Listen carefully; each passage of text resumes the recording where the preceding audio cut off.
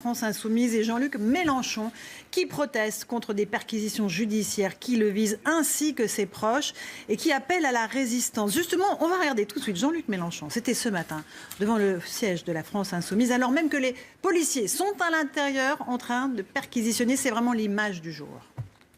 Nous sommes des honnêtes gens. Nous ne livrons à aucun trafic. Nous n'avons rien à cacher.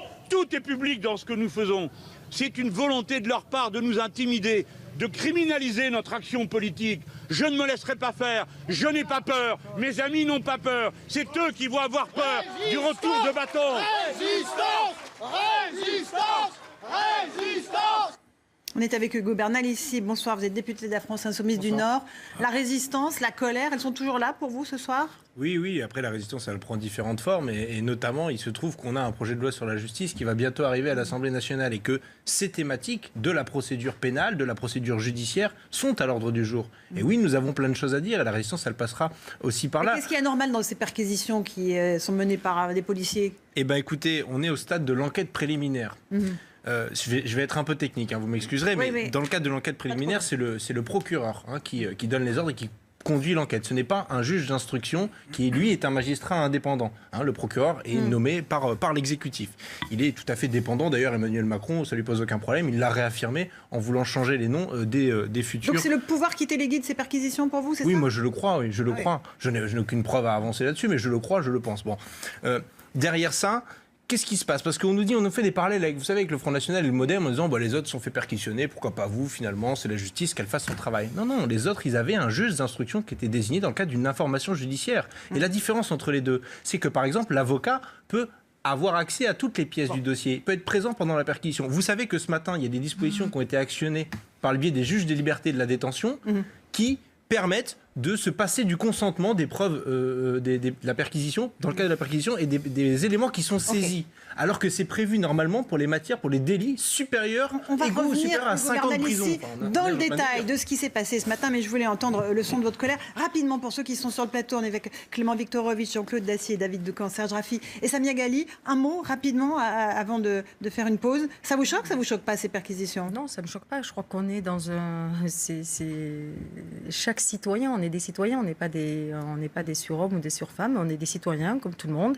Et lorsqu'il y a une enquête préliminaire, oui, il y a aussi perquisition. Et malheureusement, même quand il y a des enquêtes, non, mais c'est pas des citoyens normaux, c'est le mouvement qui est visé. Non, mais c'est même pas les citoyens, c'est le mouvement aussi qui est visé. C'est un mouvement politique. Regardez, vous, Madame Ferrari, les journalistes, vous savez que quand les journalistes sont mis en cause, il y a des dispositions particulières parce qu'on est dans une démocratie et qu'on ne fait pas n'importe quoi comme on veut, Voilà, c'est ça la réalité. Et c'est qu'aujourd'hui, le procureur de la République, il a des pouvoirs beaucoup trop exorbitants. Et c'est pourquoi il faut rééquilibrer en faveur du juge d'instruction. Et c'est pourquoi nous nous plaignons de la procédure que nous subissons aujourd'hui et que la conséquence de ça, c'est que nous défendrons, et nous avions prévu de le faire de toute façon, cette ligne politique sur le projet de loi de la justice. Quelques réactions sur le plateau. David Doucan ? Oui, un aspect factuel. Déjà, je crois que le Modem a été perquisitionné en octobre 2017 et nous étions au stade de l'enquête préliminaire. Non, c'était une information. Il y avait une information judiciaire qui était ouverte, justement parce que c'est une organisation politique. Nous vérifierons, mais... vous vérifierez, oui. C'est déjà fait de toute façon. Bon.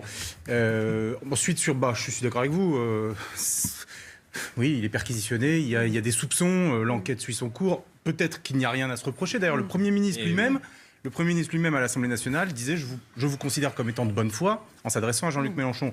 Bon, mais que les policiers et la justice puissent enquêter sereinement. Ce n'est pas le cas aujourd'hui. Attendez, ils ont récupéré tout un tas de documents. Ça, c'est autre chose. Non, mais attendez, c'est pas autre chose, c'est la même chose. Parce que vous dites qu'ils ont siphonné, effectivement, ils ont pris les ordinateurs. Donc ils ont pris les ordinateurs, les téléphones, tout ce qu'il y a dessus. Je vous passe la parole après Hugo. Juste Serge Raffi, rapidement, choqué, pas choqué par Je trouve que c'est un super coup politique pour la Jean-Luc France Mélenchon. Insoumise et Jean-Luc Mélenchon. Jean-Claude Dacier. Je ne suivrai pas mon ami Serge sur ce paradoxe. Je suis toujours un peu gêné avec la justice, ce spectacle. Bon, Clément Viktorovitch. Moi, je ne suis pas du tout gêné par la justice, y compris quand elle est spectaculaire. En revanche, si effectivement les perquisitions n'ont pas été décidées par un juge d'instruction, ça pose des questions. Oui. Alors, on va revenir dans un instant avec cette séquence que Jean-Luc Mélenchon a filmée lui-même avec son téléphone portable chez lui, alors que les policiers étaient en train de perquisitionner. C'est dans un instant dans Punchline. À tout de suite.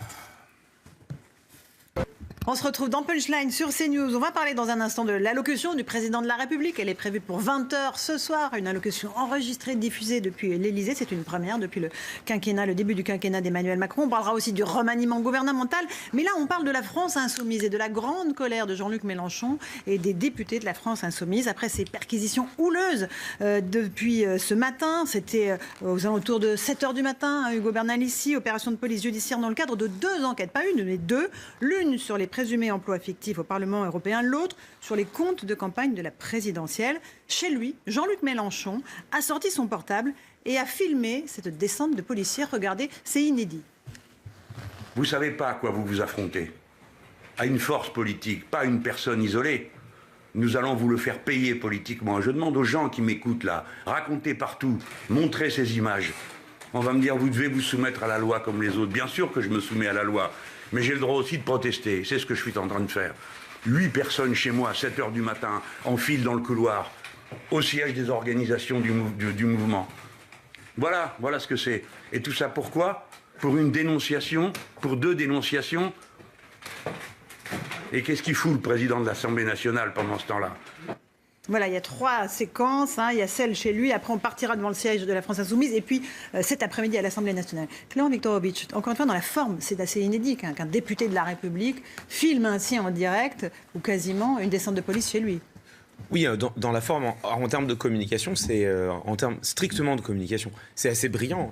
Et en fait, ce que montre Jean-Luc Mélenchon, c'est qu'il est de très loin l'homme politique aujourd'hui, en tout cas parmi les grandes figures qui maîtrisent le mieux les outils du numérique et la communication digitale comme elle se déroule aujourd'hui. Là, il nous fait ce qu'on appelle du vlog, donc il vlogue en direct. Ça veut dire quoi, vlog? Je savais pas que je vloguais, moi, alors on fait ça. Bah, c'est l'équivalent du blog, donc raconter ce qui se passe dans votre vie, mais en vidéo. C'est du vlog. Okay, donc vous voyez, il fait quelque chose qui est... On est en 2018, je viens d'apprendre à nouveau. Il fait quelque chose qui est très à la mode. Après, bon, sorti de ce clin d'œil, la vraie question en termes de communication, c'est que fallait-il faire pour la France insoumise? Fallait-il publiciser, comme l'a fait Jean-Luc Mélenchon, passer à l'offensive en 3 étapes? Fallait-il au contraire en parler le moins possible et contre-attaquer dans un second temps? C'est la vraie question qui se pose. Jean-Claude? 2, 3 petites choses qui me gênent dans cette opération, encore une fois spectaculaire. Quand on vient à 7h du matin chez un élu du peuple, c'est pas quand on vient comme ça pour une enquête préliminaire ou autre chez un citoyen de base. Un élu du peuple, c'est pas tout à fait la même chose. Qu'est-ce qu'il peut faire, Mélenchon? Se taire, auquel cas on lui aurait dit « Ah, il a quelque chose à se reprocher, vous avez vu, il n'a rien dit ». Là, il proteste, il est dans sa tonalité et son style habituel. Alors, c'est un blog, un flog, enfin, c'est un truc auquel il faut penser quand il s'agit de protester, et on met tout ça sur Internet. Deuxième chose qui me gêne, c'est quand même, on vient le chercher sur les comptes de campagne. Alors, sous votre contrôle, ils ont déjà été validés par la commission des comptes de campagne. Exactement. Les résultats de la présidentielle de 2017 ont déjà été publiés par le Conseil constitutionnel. Oui. Et donc les juges, 18 mois après, reviennent pour une raison que nous découvrirons, espérons-le pour vous, dans les semaines qui viennent. Sur l'affaire européenne, il me semble que c'est encore pire. On vote l'année prochaine pour la nouvelle Assemblée européenne. C'est donc 5 ans après que l'on découvre, toujours sous votre contrôle. 2 ans et demi après la dénonciation... Ah, il y a eu une dénonciation, enfin 2 ans et demi quand même. La personne qui a dénoncé, c'est effectivement, ce qui est vrai, c'est que, bon, on se sert souvent de l'argent entre guillemets, du Parlement européen pour financer son parti un peu à la marge. Je crois que là-dessus, on a vu le MoDem, on a vu Marine Le Pen, maintenant c'est Jean-Luc Mélenchon. Bon, tout ça, ça vous gêne quand même? Tout ça, globalement, la justice doit faire son travail.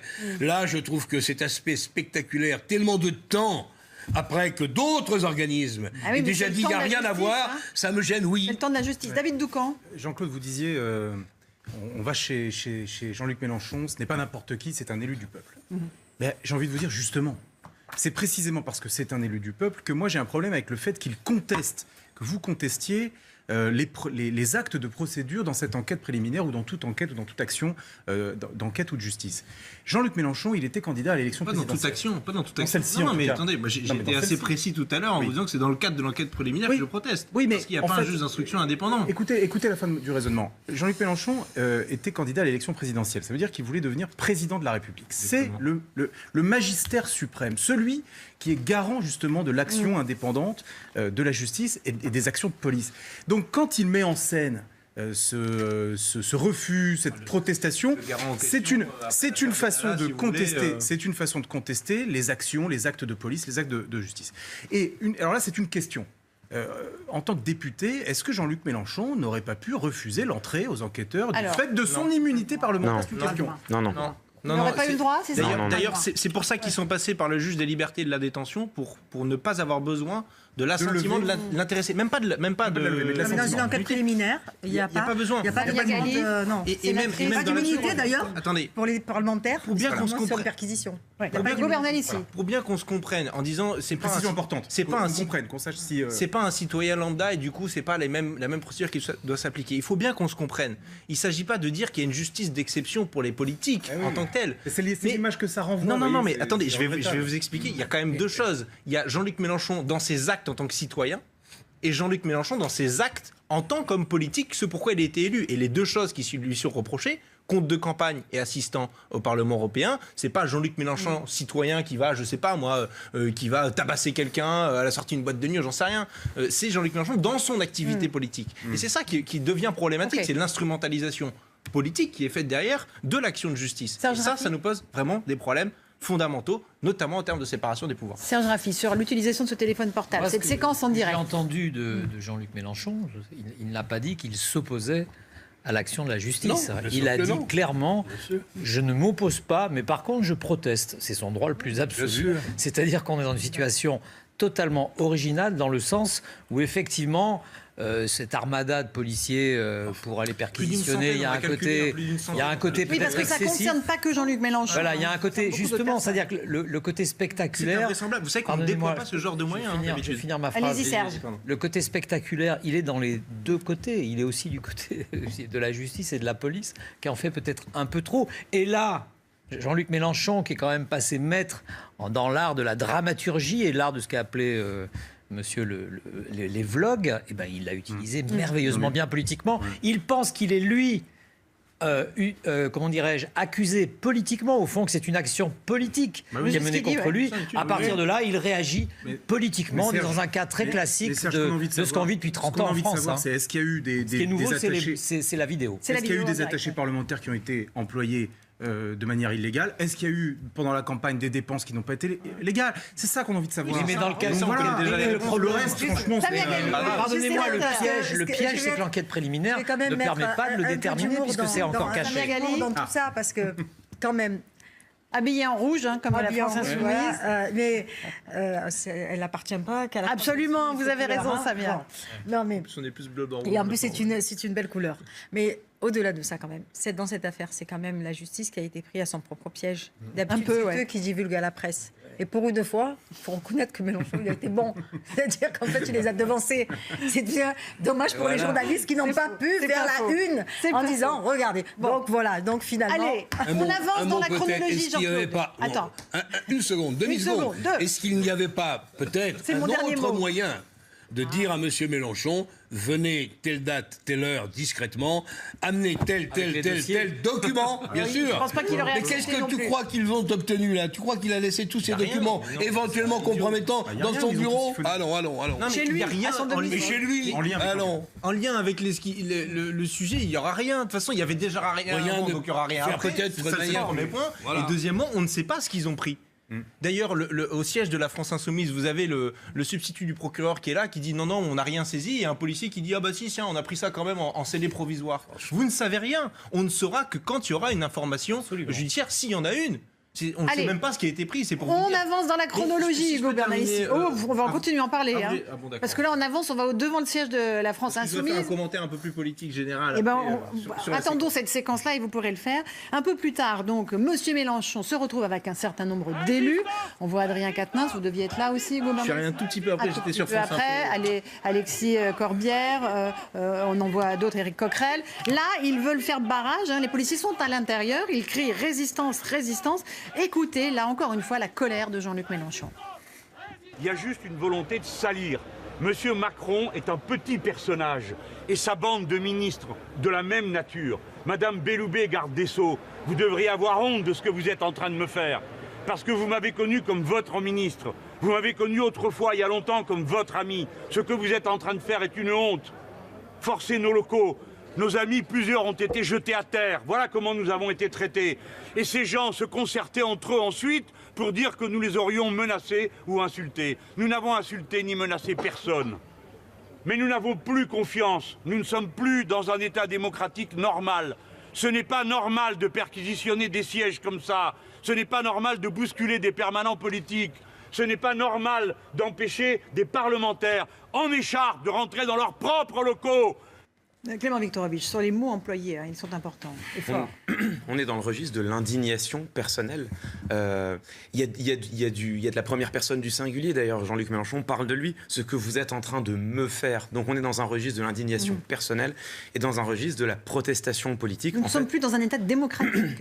Et voilà, et Jean-Luc Mélenchon lie ça à une critique extrêmement générale de la séquence et de ce qu'elle révélerait, selon lui, de la politique d'Emmanuel Macron.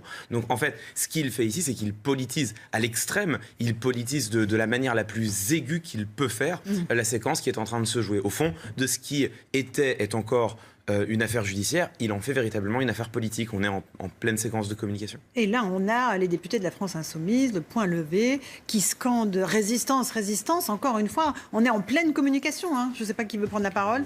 David Doucan ? Moi, je trouve vraiment que c'est du cinéma. Ah, du cinéma. Bah oui, bon, non mais s'il y a eu des malversations ou en tout cas des actions qui ne sont pas les bonnes, eh bien la justice enquête, on fait la lumière, peut-être que la France Insoumise sera blanchie au final. C'est ce que vous pensez, c'est votre conviction, c'est votre certitude. Mais est-ce que c'est vraiment la peine de faire ce numéro ? Pardon. Mais oui, parce que l'objectif, ce n'est pas ça. Parce qu'il y a vraiment une mise en scène très précise de Jean-Luc Mélenchon, parce que la première séquence, pardon. Nous a prévenu à 7h ce matin. La première séquence, est-ce que je peux finir ma phrase, monsieur ? Oui, c'est incroyable comme il coupe la parole. Pardon, excusez-moi, mais allez-y, Serge. La première phase vidéo qu'on voit de Jean-Luc Mélenchon, il nous présente la police macronienne, entre guillemets, la police française, comme la Gestapo. On a l'impression de voir la visite de la Gestapo chez un élu. Donc il y a un côté focus gigantesque, caricatural de tout ça, mais ça fonctionne sur les réseaux sociaux. Le problème, c'est que ce genre de caricature où on grossit le trait d'une manière éhontée, ça marche. Ça marche, et Jean-Luc Mélenchon le sait. Ce n'est pas par hasard qu'il maîtrise parfaitement cette vidéo. Il contrôle tout ça, et derrière, il y a la résistance. Il y a la Gestapo, il y a la résistance, il y a les deux mots. Et la Gestapo n'est pas utilisée, mais c'est ce qu'on voit. Donc techniquement, d'un point de vue dramaturgique, c'est très habile, c'est dangereux, c'est très dangereux politiquement. Vous voyez, Serge Raffi, le mot Gestapo, enfin, c'est ce que vous voyez, vous êtes bien sûr, vous êtes libre de votre interprétation. Mais Jean-Luc Mélenchon ne l'emploie à aucun moment. Résistance, résistance, c'est quand même le mot d'ordre traditionnel des militants de la France Insoumise. Donc, prenons quand même garde au raccourci. Oui, mais il y a dictature aussi. Dictature, résistance. Il n'y a pas Gestapo, mais il y a dictature. Dire quand même, c'est que la démocratie française, lorsqu'elle offre ce visage, ce spectacle, n'est pas très satisfaisant. Tout ce que j'ai dit, moi, ça me gêne. On verra bien ce que dira la justice, on verra bien ce qui va se passer dans les mois qui viennent. Mais là, on est encore une fois longtemps après les faits qui lui sont potentiellement reprochés. Ce spectacle-là, la démocratie française en a pas besoin. Écoutez la réponse de la ministre de la Justice, Nicole Belloubet. Elle a été interpellée par Jean-Luc Mélenchon. Écoutez ce qu'elle a répondu un peu plus tard à l'Assemblée nationale. Je ne comprends pas cette mise en scène dont vous faites état. Ces perquisitions ont été réalisées dans le cadre d'une enquête préliminaire.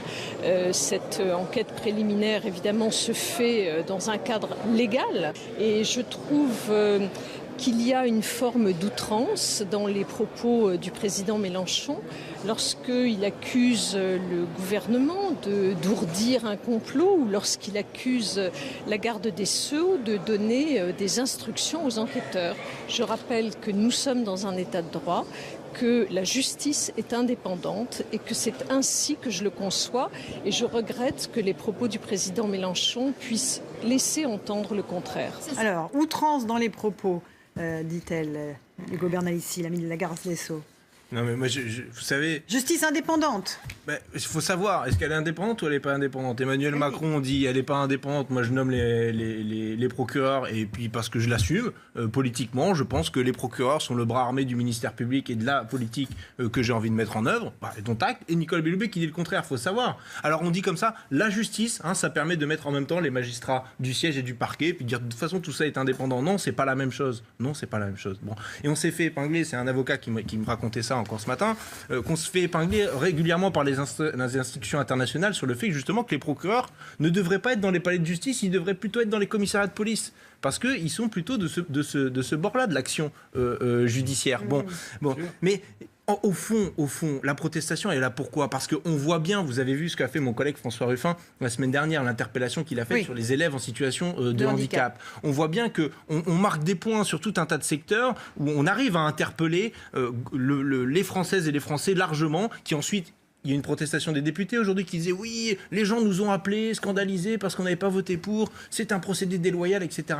On voit bien qu'on est en train, parce qu'on est la principale force d'opposition, de déranger et qu'il faut nous remettre dans le panier.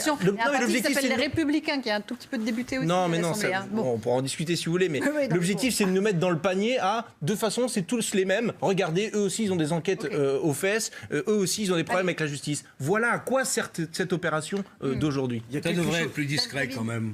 Si on veut éviter le tous pourri, ça devrait être peut-être un peu plus discret. Il y a quelque chose dans le raisonnement qui pose question. Vous nous dites, c'est téléguidé, le pouvoir téléguide les procureurs, les policiers pour nous mettre en difficulté. Et dans le même temps, on a le sentiment qu'Emmanuel Macron, son intérêt politique, c'est que vous soyez la force d'opposition principale. C'est ce qu'on nous explique à longueur de certaines limites. Oui, mais en tout cas jusqu'à preuve passer devant, de considérer que la France insoumise, le Rassemblement national, c'est très bien pour Emmanuel Macron. Est-ce qu'il a vraiment un intérêt politique à vous abattre ? Je ne suis pas sûr. Non, vous vous trompez parce qu'on n'a pas du tout la même dynamique ni électorale ni sociologique que le Rassemblement national. Et que, y compris dans les hypothèses d'un deuxième tour, nous serions en capacité de gagner face à Emmanuel Macron, contrairement au Front National. Simplement, en un mot, pour répondre à cela, sur l'équilibre des forces politiques, moi j'ai plutôt l'impression que justement ce qu'essaye de faire Emmanuel Macron aujourd'hui, c'est de dramatiser son affrontement avec le Rassemblement national en France et ce qu'il appelle les forces du nationalisme en Europe, précisément pour essayer de passer dans l'ombre le reste de l'opposition, les Républicains, la gauche républicaine ou ce qu'il en reste, et la France insoumise. Donc j'ai plutôt l'impression que ce qu'essaye de faire Emmanuel Macron, c'est se mettre en scène dans un face-à-face avec l'extrême droite, pour le dire vite, en essayant de mettre sous le tapis le plus possible la France insoumise. Non, avec le populisme. Marine Le Pen a fait un tweet, elle a réagi, d'autres responsables politiques aussi, vous l'avez souligné, Hugo Mal, là ici, ont réagi. Elle dit que les deux partis d'opposition à Emmanuel Macron sont visés. Voilà, le pouvoir est donc en possession de tous les contenus, notes, contacts. Les droits politiques de l'opposition sont lourdement bafoués. La démocratie se meurt. Là aussi, on n'est pas dans la demi-mesure, Samia Ghali. Non, moi je crois qu'il faut quand même raison garder. Les Français nous regardent et que on est tous égaux devant le droit. Voilà. Et je crois que c'est important. Non, mais je crois que c'est important de le dire. Alors c'est vrai que quand on est des élus, ça se voit plus que d'autres, plus que des anonymes. Mais en même temps, ça serait même la présomption d'innocence. Et moi je suis pour que la présomption d'innocence demeure et jusqu'au bout. Voilà. La police a fait son travail, ils sont venus perquisitionner, dont acte, mais quand à un moment, on arrête, on fait son travail et on ne vient pas donner des informations. Parce que là, moi, ce qui me dérange le plus, c'est pas le fait qu'ils viennent perquisitionner, qu'ils viennent faire, au minimum, récupérer éventuellement des documents, c'est fait partie de leur travail. C'est que par contre, derrière, on va avoir des diffusions par petite dose d'informations à des journalistes. Ça pose un problème. Ça pose problème. Et c'est ça le plus important. C'est pas après que, encore une fois, qu'on soit élu, qu'on soit pas élu, quand il y a un doute, avéré ou pas avéré, justifié ou pas justifié, souvent d'ailleurs, parce qu'aujourd'hui, pour le savoir, pour une lettre anonyme, vous avez une enquête préliminaire pour une lettre anonyme en France. C'est une réalité, c'est malheureux, mais c'est comme ça. Donc à partir de là, tout le monde est au même... Est-ce que c'est pas disproportionné ? La justice, elle n'a pas autre chose à faire mais ça, attendez, ça manque que vous le dites. Bien sûr que la justice et la police auraient d'autres choses à faire. Voilà. Parce qu'effectivement, je m'excuse, mais sur cette affaire... Les tribunaux sont engorgés, quand on est face à des parlementaires, on peut, il n'y a que Marine Le Pen, d'ailleurs on n'est pas allé la chercher, parce qu'elle a refusé d'aller devant la justice, mais personne n'est venu la chercher. Non mais il faut quand même aussi le souligner. Mais je suis sûre que si on avait convoqué Jean-Luc Mélenchon, il serait allé avec les documents, et c'est valable pour tous les élus de la République. La seule qui a refusé de le faire, c'est Marine Le Pen, personne n'est allé la chercher, et je veux dire même mieux que ça, elle les a insultés. Elle a insulté la police, elle a insulté la justice, et personne n'a réagi, même pas la police, même pas la justice. Donc, vous savez, je crois que là, et peut-être, oui, non, mais on lui a même fait des cadeaux parce qu'on lui a fait une ristourne. Juste un mot sur les procureurs qui seraient tout puissants, qui pourraient tout se permettre.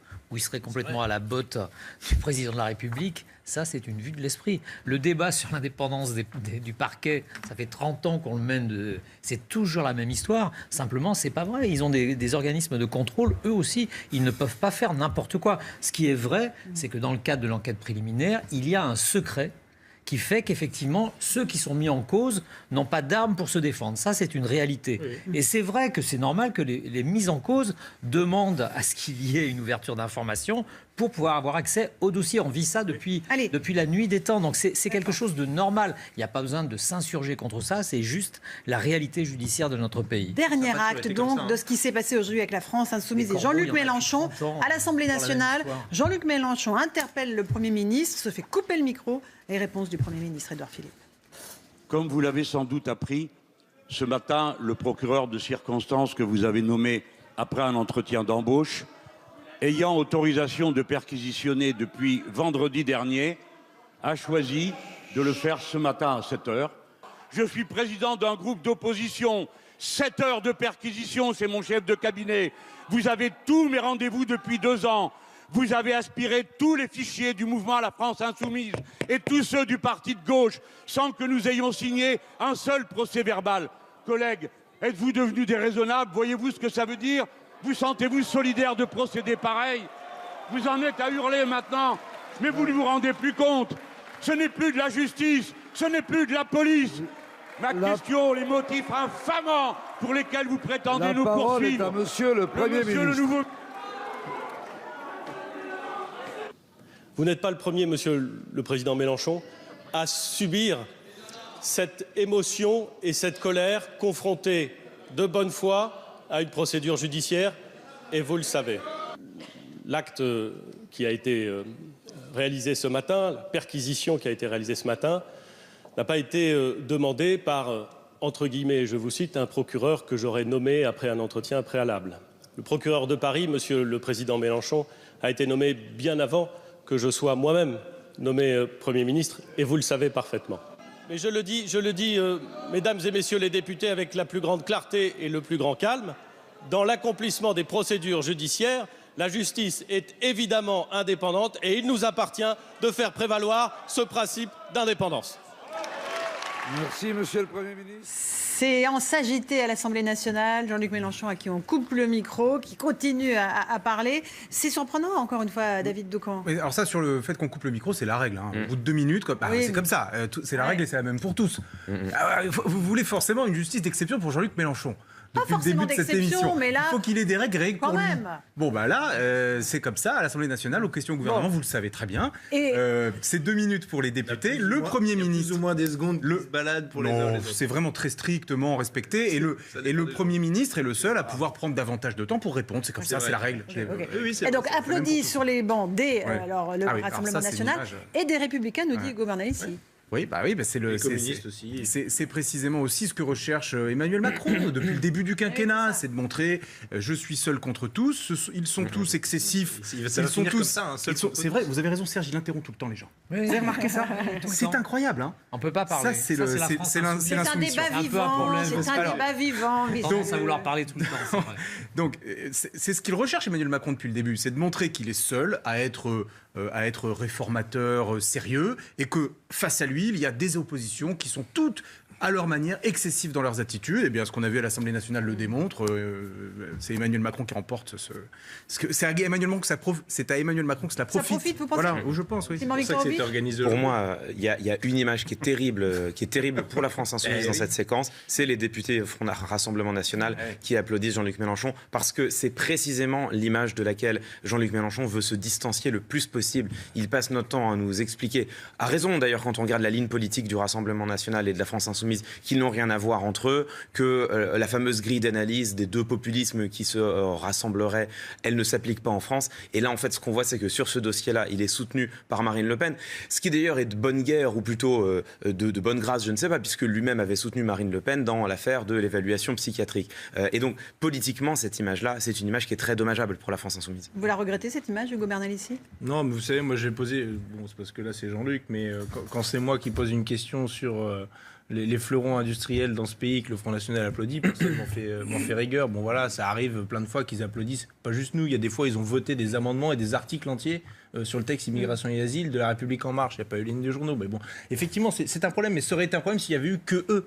Et encore une fois, je le redis, Benoît Hamon a protesté, les communistes ont protesté, les républicains ont protesté. Bon voilà, c'est tout. À un moment donné, il y a un débat de fond. J'entendais tout à l'heure dire voilà, c'est le procureur, c'est normal, c'est l'enquête préliminaire, etc. Non, c'est pas normal. Et c'est pour ça qu'on propose justement des amendements sur le projet de loi sur la justice. Il y a une époque où il y avait un juge d'instruction pour lequel ses seules prérogatives étaient réservées. Vous savez ce que prévoit le texte ? Ce que prévoit le texte, c'est que les techniques spéciales d'enquête, les mises sur écoute, etc., passent entre les mains uniquement du procureur et non plus du juge d'instruction, et parfois aux mains des officiers de police judiciaire, et pas seulement en termes de criminalité organisée et de terrorisme, mais pour tout le monde. Voilà ce que nous réserve le texte sur la justice à venir. Eh ben, je veux pas de cette République-là. Ok. Un dernier mot sur cette affaire, moi, je pense que David Doucan a raison, c'est-à-dire que ces oppositions hystérisées, entre guillemets, qui se radicalisent, qui donnent une impression d'outrance, etc., c'est très bon. Même d'ailleurs, on l'a vu en images simplement, Édouard Philippe répond avec une espèce de placidité, un flegme, un calme tout républicain. Et forcément, politiquement, ce sont eux qui emportent la mise parce qu'ils paraissent, pour les Français, maîtriser la situation et ne pas gesticuler et faire de l'agitation excessive. Clément Viktorovitch. Ce qui est vrai, c'est qu'une fois qu'on a analysé la séquence de communication et qu'on a dit que la justice devait s'appliquer, que les procédures devaient être les mêmes pour tous. Quand on creuse un tout petit peu dans les deux affaires qui sont reprochées à la France insoumise, d'une part, il y a l'affaire des assistants parlementaires au Parlement européen qui vient d'une dénonciation de Sophie Montiel, sur laquelle elle-même semble s'être rétractée. Et puis il y a l'affaire de ancienne élue Rassemblement National. Ancienne élue Rassemblement National. Et puis il y a l'affaire des comptes de campagne. Moi j'ai été regarder. Ce qui est vrai, c'est que la Commission nationale des comptes de campagne, si elle a validé les comptes de Jean-Luc Mélenchon, elle a retiré de la totalité des dépenses 435 000 euros qui étaient considérés comme litigieuses. Elle a le droit de le faire en disant écoutez, ça on ne veut pas rembourser là-dessus, on considère comme litigieux. Bon, mais dans le même temps, la même Commission nationale des comptes de campagne a relevé, c'est un article du Monde de mai dernier, a relevé qu'en ce qui concerne les comptes du candidat Emmanuel Macron, il y avait 209 000 euros de dépenses qui étaient, je cite, apparemment sous-évaluées. Et c'est vrai que là, on peut quand même s'interroger entre, d'une part, le déploiement d'une procédure judiciaire qui est quand même massive, c'est-à-dire qu'on a recours à tout ce que permet la loi. Encore une fois, moi, je veux que la loi s'applique dans un cas, et que dans l'autre, pour l'instant, pas grand-chose. Rien, non, c'est pas grand-chose. Rien. C'est pour ça que moi, je ne crois pas à d'obscures manœuvres de la part d'Emmanuel Macron. Je pense que la machine a échappé à beaucoup de monde et qu'il s'est passé ce qui s'est passé. En revanche, je suis d'accord avec vous. L'homme qui sort, je dirais, renforcé de cette séquence, après d'autres, depuis 3 mois, on va peut-être en parler, c'est le Premier ministre qui répond là avec flegme, amabilité, presque gentillesse. Je pense que les choses, c'est pas. Je pense pas que ça profite que ce soit à Macron, c'est plutôt au Premier ministre. Justement, on va parler dans un instant du remaniement et de l'allocution du président Emmanuel Macron. Ce sera à 20h depuis l'Élysée. À tout de suite dans Punchline. C'est dans Punchline que ça se passe. On est avec Clément Viktorovitch, Jean-Claude Dacier, avec David Doucan, notre confrère d'Europe 1 qui présente le journal de 8h tous les matins, Serge Raffi, éditorialiste à l'Obs, et nous avons aussi Samia Ghali, sénatrice des Bouches-du-Rhône, et Hugo Bernalicis, député de la France Insoumise du Nord. On a beaucoup parlé de la France Insoumise. On va parler maintenant du remaniement, parce que l'événement politique du jour, avant l'allocution du président Macron, ce sera à 20h depuis l'Élysée. Alors, ça ne sera pas en direct, on va en parler dans un instant. Ça sera enregistré. C'est la première fois que le président utilise ce moyen en dehors des vœux, les traditionnels vœux du Nouvel An aux Français. On verra pourquoi il a choisi cette formalité-là, en tout cas. Là, le remaniement, c'est simple. 4 partants, 8 nouveaux entrants, 34 personnes au total. 15 promis, il me semble, lors de la campagne, le gouvernement... 15 ministres de plein exercice, par Emmanuel Macron, candidat. Évidemment, celui dont on attendait le nom, c'est le nouveau ministre de l'Intérieur. C'est la première fois qu'on est resté aussi longtemps sans ministre de l'Intérieur. Écoutez, la passation de pouvoir, c'était ce matin entre Christophe Castaner, qui a mis tout son poids dans la balance pour l'obtenir, ce poste, et Édouard Philippe, qui avait donc assumé l'intérim. Je suis certain que vous êtes parfaitement armé et totalement déterminé pour faire face à cette mission. Et cette énergie-là, ce doit être la nôtre, à Laurent Nunez et à moi-même. Elle sera, mesdames, messieurs, à votre service, chaque jour, 24 heures sur 24, sans repos, sans attente, sans perte de temps, parce que la sécurité de nos concitoyens implique cet engagement total, cet engagement du quotidien. Nous l'incarnerons à vos côtés, nous le porterons grâce à vous. Voilà, alors vous êtes parfaitement armé pour un nouveau ministre de l'Intérieur. J'avoue que là, les mots lui ont peut-être échappé. Clément Viktorovitch à Édouard Philippe. Peut-être un petit peu, mais il y a quelque chose derrière. C'est que, en fait, la question de la compétence de Christophe Castaner et de son ampleur suffisante ou non pour exercer ce ministère était interrogée depuis 2 semaines maintenant, puisque ça fait 2 semaines que son nom circule. C'est le premier nom à avoir circulé. Et moi, ce qui m'a frappé, c'est les mots de Christophe Castaner.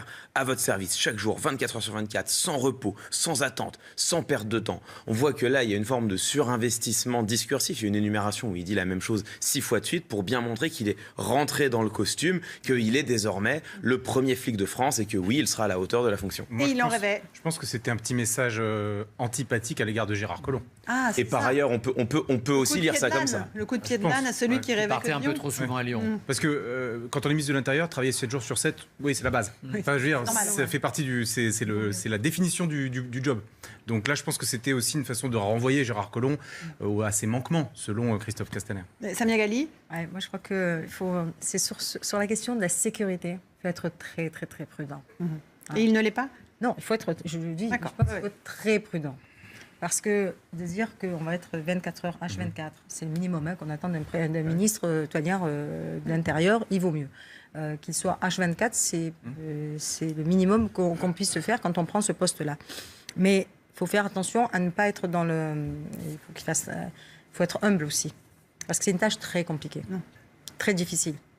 Tous les jours, ça bascule. Tous les jours, il se passe des drames dans notre pays. C'est une réalité. Quand vous avez des enfants, un enfant de 12 ans qui meurt, il y a quelque chose qui ne va pas dans notre société. Il s'y est rendu après dans l'après-midi. Non, mais c'est une réalité, donc c'est quelque chose qui ne va pas. Quand on a des cambriolages, on voit bien que la question de la sécurité, le manque d'effectifs aussi. Mais moi, ce qui me rassure quand même dans tout ça, c'est d'avoir Laurent Nunez. Voilà. Que vous connaissez bien. Hein. Je connais très bien Laurent Nunez. Et alors, franchement, moi, il a toute ma confiance. Il a toute ma confiance parce que j'ai eu la chance de travailler à Marseille avec lui. C'est quelqu'un de pragmatique. Qu'est-ce qu'il faisait? Il était préfet de police. Okay. Et il a fait un travail sur Marseille extraordinaire. Je le dis. Vraiment. C'est l'approche globale, le travail qu'il a fait sur la question du terrorisme. Il a déjoué, ça personne ne le dit parce que, bon, on va pas. C'est des choses qu'on ne dit pas, voilà, mais il a déjoué pas mal d'attentats, je vous le dis. Sur le narcotrafic aussi. Oui, sur le narcotrafic, il a fait un travail extraordinaire. Mais de fond, pas un travail qui, malheureusement, aujourd'hui, on perd parce que, mais en même temps, il avait les moyens pour le faire. Aujourd'hui, les moyens ne sont plus là. Donc c'est pour ça que je dis qu'il faut être humble dans la tâche, notamment pour Christophe Castaner, parce que quand on a moins de policiers, et moi je vais vous dire, je demande une chose aujourd'hui, c'est qu'on arrête avec la PSQ, s'il vous plaît, qui nous enlève qui nous enlève ça. Mais alors ça, comme arnaque, on ne fait pas mieux. C'est une arnaque. C'est une arnaque. C'est une arnaque. Je vous le dis, c'est une catastrophe. C'est une catastrophe. Et il faut surtout qu'on l'arrête vite. Qu'on l'arrête vite, oui, et qu'on revienne à l'approche globale, qui était une bonne solution. Parce que dans l'approche globale, il y avait les bailleurs sociaux qui étaient impliqués. Tout le monde était impliqué. Le Pôle emploi, bien sûr, la police qui était là, mais il y avait l'éducation. Tout le monde était là et on avait un travail de fond. Aujourd'hui, vous savez ce qui se passe, hein, ce que c'est la PSQ? C'est des réunions. Dans des bureaux. Dans des bureaux, avec des gens plutôt sympathiques, qui n'ont pas de problème, mais qui sont incapables de vous répondre quand vous leur posez un problème, de vous apporter une solution parce qu'ils n'ont pas les moyens de le faire. Et que quelque part, finalement, c'est juste on fait de la réunionnite en plus. Christophe Castaner, qui était cet après-midi au Lila, justement, en visite sur le terrain. Écoutez ce qu'il a dit. Pour chacune et chacun d'entre nous, c'est insupportable de voir la banalisation de cette violence. Et nous avons souhaité tous les deux nous rendre sur place, d'abord pour accompagner celles et ceux qui au quotidien assurent la sécurité de proximité, la sécurité de l'enquête, la sécurité de l'enquête judiciaire. L'un et l'autre, nous nous engageons 7 jours sur 7, 24 heures sur 24 pour être aux côtés de ceux qui s'engagent à chaque instant. Serge Raffi? Oui, là en plus, c'est la marque, on veut vraiment montrer qu'il y a un binôme à Beauvaux et que ce n'est pas seulement un ministre. On est un peu dans l'imagerie Pasqua Pandro, même si c'était une autre histoire et un autre temps. Donc c'est une manière aussi pour Christophe Castaner de s'appuyer sur une compétence qu'on connaît bien, puisque Laurent Nunez a été aussi en Seine-Saint-Denis, donc il connaît parfaitement tous les problèmes, pas seulement de délinquance, mais les problèmes sociaux. Donc il a vraiment toutes les armes pour réussir, ou du moins pour ne pas trop rater. Hugo Bernalici, sur Christophe Castaner et Laurent Nunez? Moi, je suis un peu suis un peu triste pour mon ministère parce que... oui, vous êtes issu de ce ministère. Oui, j'étais fonctionnaire au ministère de l'Intérieur avant, mais on a finalement le plus mauvais profil qu'il nous fallait, quoi. C'est un opportuniste, un arriviste qui n'y connaît rien et qui passe par là. Vous parlez de Castaner, ça. Oui, je parle de M. Castaner, et c'est bien pour ça qu'ils ont mis Laurent Nunez à ses côtés, et tant mieux. Quand même, assurer la sécurité 24 heures sur 24, 7 jours sur 7, s'il fait ça comme au siège de La République En Marche, où je vous rappelle qu'on a trouvé 3 armes à feu non déclarées, ça commence mal. Allusion à l'affaire Benalla. Hein. Mais oui, mais attendez, les choses sont liées parce que quand même, quand vous êtes autant les doigts dans le pot de confiture de l'affaire Benalla, vous ne faites pas ministre de l'Intérieur derrière. Parce que vous n'avez pas d'autorité pour le faire. Vous êtes discrédité, je suis désolé, c'est dur, c'est comme ça. D'ailleurs, il n'y a pas eu de perquisition non plus au siège de La République En Marche. Ça a été une visite des policiers. Vous regarderez ce qu'a déclaré Christophe Castaner sur le sujet. C'est pour vous montrer, s'il fallait encore le montrer, qu'il y a peut-être 2 poids 2 mesures dans ce pays.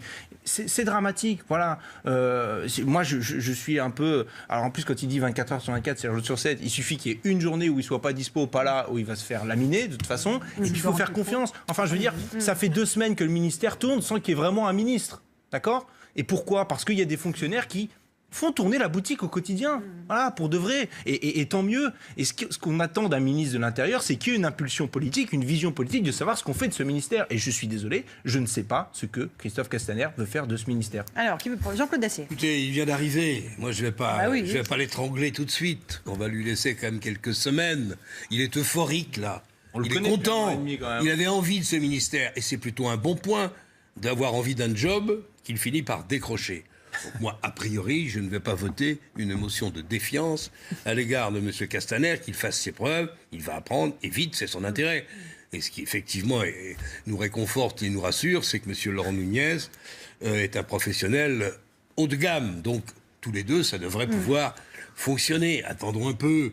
Mais si le modèle, c'est la sécurité intérieure et la lutte contre le terrorisme pour tout le ministère, ça me pose un problème. Je vais vous dire, notamment la société française, après David Touba, le mot a déjà été employé. Elle est au bord, si elle n'est pas déjà tombée dedans, vous l'avez d'ailleurs, je pense, évoqué souvent, de l'ensauvagement dans certaines banlieues.